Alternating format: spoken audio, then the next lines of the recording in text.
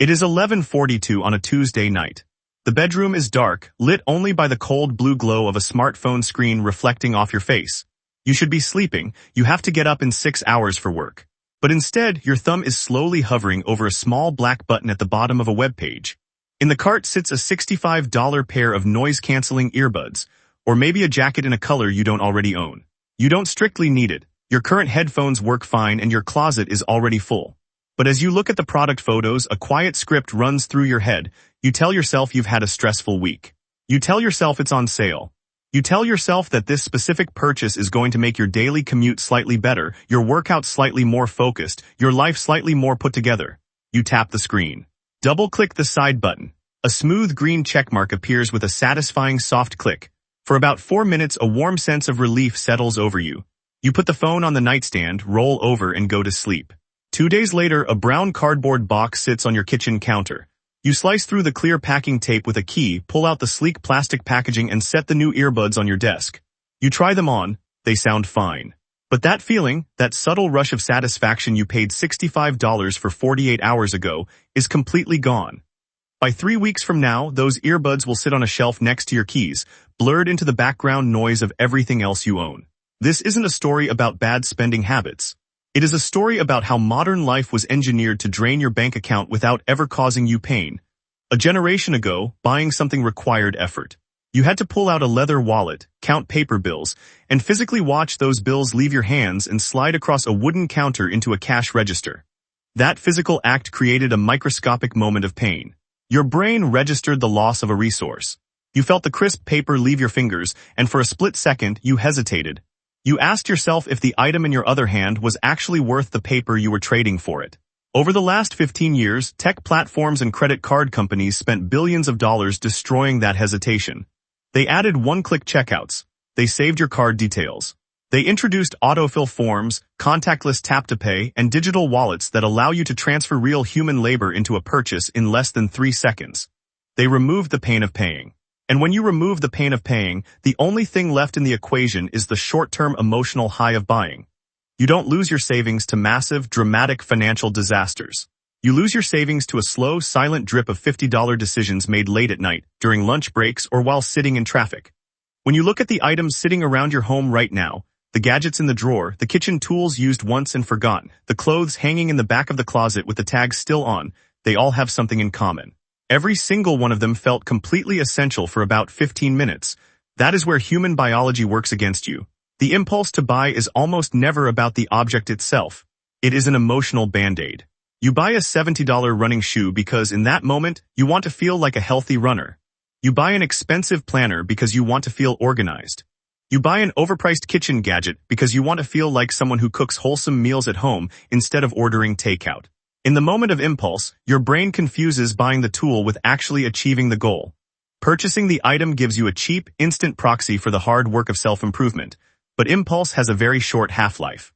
It spikes hard, floods your brain with urgency, and then decays rapidly if it isn't fed. That is where the $50 rule comes in. The rule is stupidly simple, and that is precisely why it works. It requires no complex spreadsheets, no color-coded budgeting apps, and no miserable lifestyle austerity where you feel guilty for buying a cup of coffee on a Friday morning. The rule says this: any non-essential purchase over $50 requires an absolute non-negotiable 48-hour cooling-off period. You aren't telling yourself no. You aren't forcing yourself into a lecture about financial responsibility. You are simply stepping away from the counter, closing the browser tab, or leaving the item sitting in your digital cart for 2 full days. You are placing an intentional wall of time right in front of that emotional spike. During those 48 hours, something fascinating happens inside your brain. The initial wave of chemical desire settles down. The logical centers of your mind re-engage. You go to sleep, you wake up, you go to work, you deal with real life, and the emotional story you constructed around that object begins to dissolve. When you open your phone 48 hours later and look at that cart on a Thursday afternoon, the perspective has completely shifted. The sense of life-altering urgency is gone. You look at the $65 earbuds and realize your current pair works completely fine. You look at the $80 jacket and remember you already have 2 nearly identical ones hanging in your coat closet. Over 60% of the time you will look at the screen, feel a mild sense of indifference and hit delete. You walk away, and you don't feel deprived. You feel a strange, quiet sense of relief. Now look at the arithmetic behind that tiny delay. If you are an average consumer, you likely make 2 or 3 of these non-essential, impulse-driven purchases every single month. An extra piece of tech, an unplanned outfit, a high-end household item, a spontaneous weekend spend. That adds up to roughly $200 to $300 a month floating out of your account on things you barely remember buying 6 months later. By enforcing a simple 2-day pause on every purchase over $50, you naturally eliminate half of those transactions without any real effort. That is over $150 kept in your account every 4 weeks. In 12 months, that silent habit holds onto nearly $2,000. That isn't money you worked extra hours to earn. It isn't money you got from a high-risk investment or a lucky break. It is simply your own hard-earned money that stayed where it belonged instead of evaporating into frictionless commerce. Take that $2,000 and move it into an account you don't touch. Suddenly, the entire background noise of your life changes. When your car's check engine light flickers on a rainy Tuesday morning, it doesn't trigger a cold spike of panic in your chest. When an unexpected medical bill arrives in the mail, it doesn't force you onto a high-interest credit card that takes 2 years to pay off. You have an emergency cushion sitting there, built quietly out of all the things you realized you didn't actually want. Financial security isn't built on radical, painful sacrifices that break your spirit after 3 weeks.